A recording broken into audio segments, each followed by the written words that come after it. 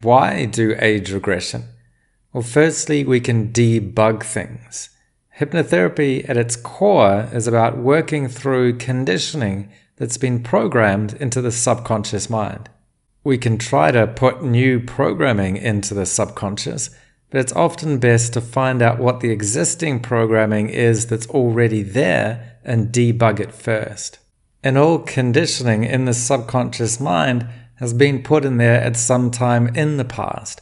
But we're not going back to go through all of the details of everything that happened in the past.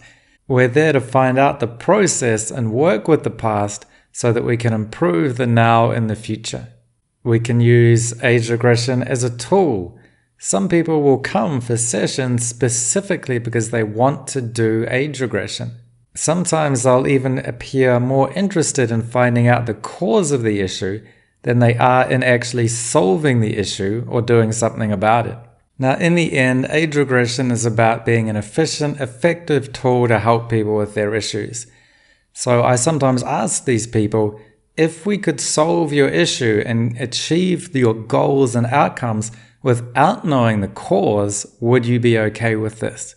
This helps remind them and remind ourselves that we're using age regression not for its own sake, but as a tool for us to get to an outcome, not just for the sake of using the tool itself. Most clients will just come to hypnotherapy because they want to solve their issue, and they're willing to do that any way that the hypnotherapist thinks best. They may not know what age regression is, but they may be willing to get to the cause or to work through some issues in the past. Age regression helps us go beyond the presenting issue to the real issue and the core causes of the issues.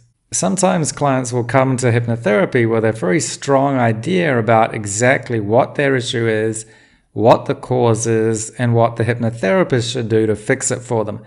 For example, sometimes people come in and say, I'm overweight because I just love bread. Hypnotize me and tell my subconscious mind not to like or eat bread again.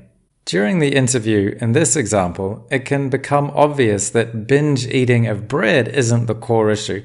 It's actually got everything to do with the client's relationship with their partner. They may binge eat after unexplained absences or fights. They've become emotionally sensitive and tend to try and bury those feelings with food. So binge eating is just a symptom of the issue and not the issue itself. If we do as they ask and only address binge eating with direct suggestion or visualization techniques, then we'll be doing what they asked, but we're unlikely to get good results or results that have any lasting effect.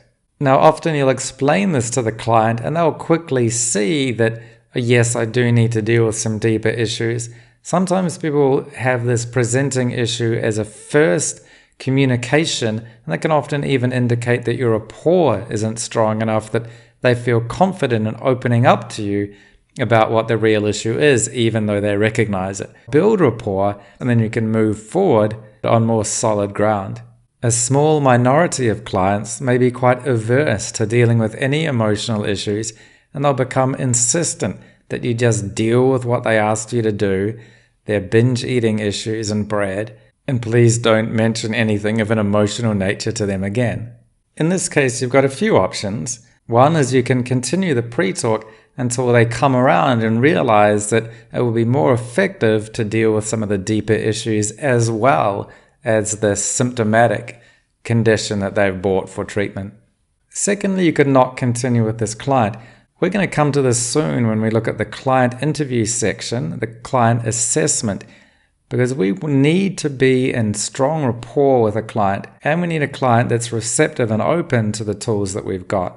It's rare to find a client like this, but there are some clients where we're just mismatched, and ultimately we may not be helping them by buying into their directive idea about what their subconscious mind should be told. A third option is to do as they ask, to see how much progress you can make with a simple directive method.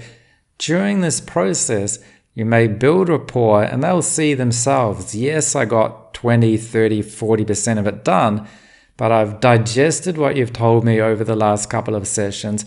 I've seen how it can benefit me, and now I'm ready and willing to take that next step. So doing age regression isn't about pushing the technique of age regression onto a client when they're unwilling to do it. And it's not about the therapist being able to work through the more interesting, complex kind of relationship issues. We have to make sure the manifesting symptoms are addressed in a way that balances and satisfies everybody. Past positive reconnect.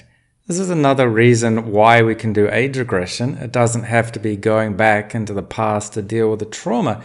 We can go back into the past to reconnect with positive experiences we've had, which have given us empowering beliefs and can remind us of the abilities we have at the core of our being. So in almost every session, I'll have the client recall and relive times where they were calm, clear, confident, or at ease. Over time, positive events in their past can tend to go into the background, and negative events can be closer and come to the foreground. So we want to start moving positive events to the foreground. The main reason why we do age regression is for a past negative disconnect. So we can go to times in the past where there can be events that had a negative effect on us and disconnect those. Those tend to be right at the forefront and overwhelming the client. We can move those to the background and deal with them, and then move the positives to the foreground. When we talk about negative, sometimes it can be a whole spectrum of what we could perceive as negative. And some events, the negativity comes from the fact that they were too positive. So let's see how we can go through that spectrum. The first worst negatives that we might want to disconnect from are phobias. These are one-trial learning experiences where it becomes imprinted in the subconscious that dogs are terrifying or something like that, and we can go into that past event and disconnect that negative. Sometimes it can be ongoing traumas and repressed emotions, like a child who was around their parents who had a long and lengthy divorce, and they didn't really acknowledge any particular moment because it just gradually built up over many years and many events. But it's been an energy that they've been carrying around inside them, and it's been affecting their relationships, so we can disconnect or work through that.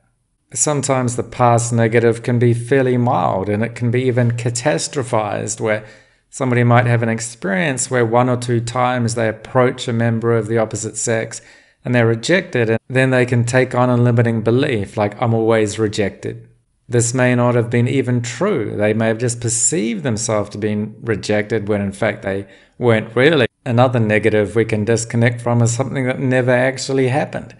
Somebody just never participated in sport, and then they have this belief that they're not good at sport or music because they never even really tried to do it. You can remove that negative that's been blocking them, and they may find that they actually had a talent there all along. Sometimes events aren't really negative at all. In fact, if anything, they were too positive. These can be addictions or things like gambling or smoking cigarettes. It was too pleasurable, it was too good. That ended up becoming a negative, but it doesn't have to be a trauma that we go in and adjust. It's just an event in the past that now has negative consequences. So we go and do a past negative disconnect using age regression.